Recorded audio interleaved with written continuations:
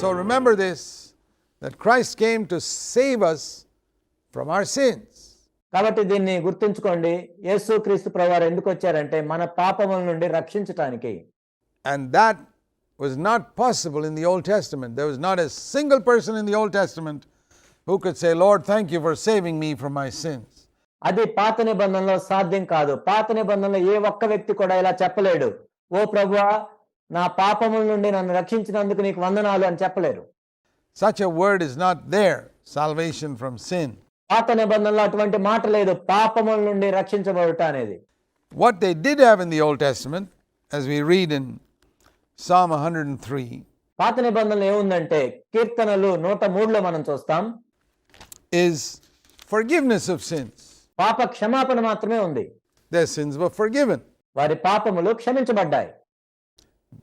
David says in Psalm 103, bless the Lord, O my soul, and all that's within me, bless his holy name, and bless him because he pardons all your iniquities. దావీదు ఈ విధంగా చెప్పాడు, నా ప్రాణమా యెహోవాను సన్నుతించుము, నా అంతరంగమునున్న సమస్తమా ఆయన పరిశుద్ధ నామమును సన్నుతించుము. నా ప్రాణమా యెహోవాను సన్నుతించుము, ఆయన చేసిన ఉపకారముల్లో దేన్ని మరువకుము, ఆయన నీ దోషములన్నిటినీ క్షమించువాడు. He heals all your diseases, he redeems your life నీ సంకటములన్నిటినీ కుదుర్చువాడు. from hell. సమాధిలో నుండి నీ ప్రాణమును విమోచించుచున్నాడు. He experienced forgiveness from all his sins. తన పాపములన్నింటికి ఆయన పాప క్షమాపణను పొందాడు. He says that also in Psalm 32, how blessed is the man whose transgression is forgiven. కీర్తనలు 32లో కూడా ఈ విధంగా చెప్పాడు, తన పాపమునకు ప్రాయశ్చిత్తము నొందినవాడు ధన్యుడు. Whose sin is covered. Blessed is the man to whom the Lord does not impute iniquity. యెహోవా చేత నిర్దోషని ఎంచబడినవాడు, ఆత్మలో కపటము లేనివాడు ధన్యుడు. So forgiveness of sins is mentioned a number of times in the Old Testament. కాబట్టి పాత నిబంధనలో పాప క్షమాపణ అనేది అనేక సార్లు ప్రస్తావించడం జరిగింది. As something that they actually experienced 1,000 years before Christ came. క్రీస్తు ఈ భూమి మీదకి రాకమునుపు 1000 సంవత్సరాల క్రితము వాళ్ళు నిజముగా దీన్ని అనుభవించారు. But not a single one of those people could ever say, thank you, Lord, for saving me from my sin. కానీ వారిలో ఏ ఒక్కరు కూడా ఈ విధంగా చెప్పలేరు, ఓ ప్రభువా నా పాపము నుండి నన్ను రక్షించినందుకు వందనాలు అని చెప్పలేరు. They were forgiven like I forgave my son who's lying in that pit. ఆ గుంతలో పడిపోయిన నా కుమారుణ్ణి నేను క్షమించినట్లుగా వారు కూడా వారి పాప క్షమాపణను పొందారు. But I didn't save him. నేను నా కుమారుణ్ణి రక్షించలేదు.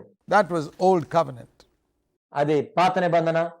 And the mark of people living under the old covenant is their sins are forgiven, but they are still in the pit. ఒక వ్యక్తి పాత నిబంధనలో జీవిస్తున్నాడు అన్నదానికి గుర్తు ఏంటంటే అతని పాపములు క్షమించబడతాయి, అతను ఇంకా గుంటలోనే ఉంటాడు. They are not saved. అతడు రక్షించబడలేదు. And so we see this is where the glory of the new covenant is. కాబట్టి క్రొత్త నిబంధన యొక్క మహిమను మనం ఇక్కడ చూస్తాం. That he not only forgives us, but saves us. ఆయన కేవలం మనల్ని క్షమించేవాడు మాత్రమే కాదు, మనల్ని రక్షించేవాడు. From the very thing that held us as slaves. మనల్ని బానిసలుగా ఏదైతే చేసిందో దాని నుండి రక్షించేవాడు. This is the glory of the new covenant message. క్రొత్త నిబంధన యొక్క మహిమా సందేశం ఇదే. In 2 Corinthians in chapter 3, when the apostle Paul writes comparing the old covenant with the new covenant. 2 కొరింథీయులకు రాసిన పత్రిక 3వ అధ్యాయంలో పౌలు పాత నిబంధనకి క్రొత్త నిబంధనకి వ్యత్యాసమును రాస్తూ ఉన్నాడు. He says here, the old covenant was a ministry of condemnation. 2 కొరింథీ 3:9లో మనం చూస్తాము, పాత నిబంధన శిక్షా విధికి కారణమైన పరిచర్య. In 2 Corinthians in chapter 3 and verse 9, but the new covenant is a ministry of righteousness. కానీ క్రొత్త నిబంధన అయితే నీతి సంబంధమైన పరిచర్య. He says there is a greater glory in the new covenant ministry than in the old covenant ministry, పాత నిబంధన పరిచర్య కంటే క్రొత్త నిబంధన పరిచర్యలో ఎంతో మహిమ ఉంది. because that preaching of the law only resulted in condemnation. ఎందుకంటే ఆ ధర్మశాస్త్రాన్ని బోధించడం ద్వారా వచ్చేది ఏంటంటే కేవలం మరణం మాత్రమే. Even though their sins were forgiven, the more they heard the law, the more they felt condemned that they couldn't keep it. వారి పాపాలు క్షమించబడినప్పటికీ వాళ్ళు ఆ ధర్మశాస్త్రాన్ని ఎంతైతే వింటున్నారో అంత వాళ్ళు శిక్షా విధిలోనికి వెళ్తారు. ఎందుకంటే దాన్ని వాళ్ళు పాటించలేరు. They couldn't come up to God's standard. దేవుని యొక్క ప్రమాణాలకు వాళ్ళు రాలేరు. So all the preaching only condemned them. కాబట్టి ఆ పరిచర్య అంతా కూడా శిక్షా విధికి కారణమైన పరిచర్య. And so when we preach today in a way that people feel condemned, that's old covenant preaching. మనుషులు శిక్షా విధిలోనికి వచ్చేటట్లు బోధిస్తున్నాము అంటే అది పాత నిబంధన పరిచర్య. Whereas under the new covenant, it's a ministry of actual righteousness. కానీ క్రొత్త నిబంధనకైతే నీతి సంబంధమైన నీతికి కారణమగు పరిచర్య. Righteousness is the opposite of sin. నీతి అనేది పాపమునకు వ్యతిరేకమైన పదం. When we are saved from sin, we come to a righteous life. మనము పాపము నుండి ఎప్పుడైతే రక్షించబడతామో నీతి గల జీవితానికి వస్తాము. And that is what the new covenant offers. క్రొత్త నిబంధన అదే మనకిస్తుంది. That is what Jesus Christ has come to offer us. యేసుక్రీస్తు ప్రభువారు దాన్ని ఇవ్వటానికే వచ్చారు. A salvation from sin. పాపము నుండి రక్షణ. Think of wonderful promises like this. ఇలాంటి అద్భుతమైన వాగ్దానాల గురించి ఆలోచించండి. He is able to keep you from falling. పడిపోకుండా మిమ్మల్ని కాచువాడు ఆయనే. Jude and verse 24. యూదా రాసిన పత్రిక 24వ వచనం. The Lord is able to keep you from falling. మీరు పడిపోకుండా కాపాడుటకు ఆయన సమర్థుడు. He doesn't say you can keep yourself from falling. You can't. పడిపోకుండా నిన్ను నీవే కాపాడుకోవాలి అని ఇక్కడ చెప్పబడలేదు. ఎందుకంటే నువ్వు అలా చేయలేవు. You don't have the ability to forgive your own sin నీ పాపములు క్షమించుకోవటానికి కావాల్సిన సామర్థ్యం నీకు లేదు. or to be saved from your sin. నీ పాపముల నుండి నువ్వు రక్షించబడటానికి కావాల్సిన సామర్థ్యం కూడా నీకు లేదు. None of us have that. మనలో ఎవరికి అటువంటి సామర్థ్యం లేదు. But if we allow the Lord, if we receive Him, He will forgive us. కానీ ప్రభువును నువ్వు అనుమతించినట్లయితే, ఆయన నువ్వు స్వీకరించినట్లయితే ఆయన నిన్ను క్షమిస్తాడు. And He will save us by keeping us from falling. మనం పడిపోకుండా మనల్ని కాపాడి ఆయన మనల్ని రక్షిస్తాడు. It's another life. Let me show you another verse. ఇది మరొక జీవము. నేను ఇంకొక వచనం మీకు చూపిస్తాను. In Romans and chapter 8. See, these are distinctively new covenant promises. రోమీయులకు రాసిన పత్రిక 8వ అధ్యాయం.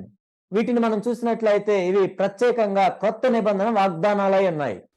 Romans chapter 8, it says in verse 2, the law of the Holy Spirit. రోమీయులకు రాసిన పత్రిక 8వ అధ్యాయం 2వ వచనం మనం చూసినట్లయితే పరిశుద్ధాత్మ యొక్క నియమము. This is different from the law of Moses. మోషే ధర్మశాస్త్రానికి దీనికి ఎంత వ్యత్యాసం ఉంది? The law of Moses was 10 commandments. Do this, don't do this, don't do this, do this, don't do this. మోషే యొక్క ధర్మశాస్త్రము 10 ఆజ్ఞలు ఏముంటాయంటే ఇది చేయాలి, ఇది చేయకూడదు, ఇది చేయాలి, ఇది చేయకూడదు. And people tried to keep it, and they couldn't keep it entirely, and they felt condemned. ప్రజలు ఆ విధంగా జీవించడానికి ప్రయత్నం చేశారు, మొత్తం జీవించలేకపోయారు, కాబట్టి వాళ్ళు శిక్షా విధిలోనికి వెళ్ళిపోయారు. But here, in contrast to the law of Moses, is the law of the Holy Spirit. కానీ దీనికి వ్యతిరేకంగా మనం చూసినట్లయితే మోషే ధర్మశాస్త్రానికి వ్యతిరేకంగా పరిశుద్ధాత్మ యొక్క నియమం అనేది ఉంది. And the law of the Holy Spirit is described in this verse, Romans 8 and verse 2, as not a list of commandments, but a life.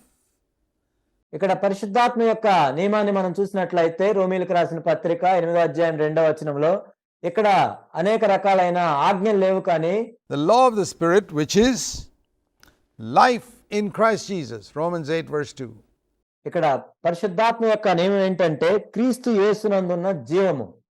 8వ అధ్యాయం 2వ వచనం. So this law is a life. కాబట్టి ఇక్కడ నియమం ఏంటంటే జీవం.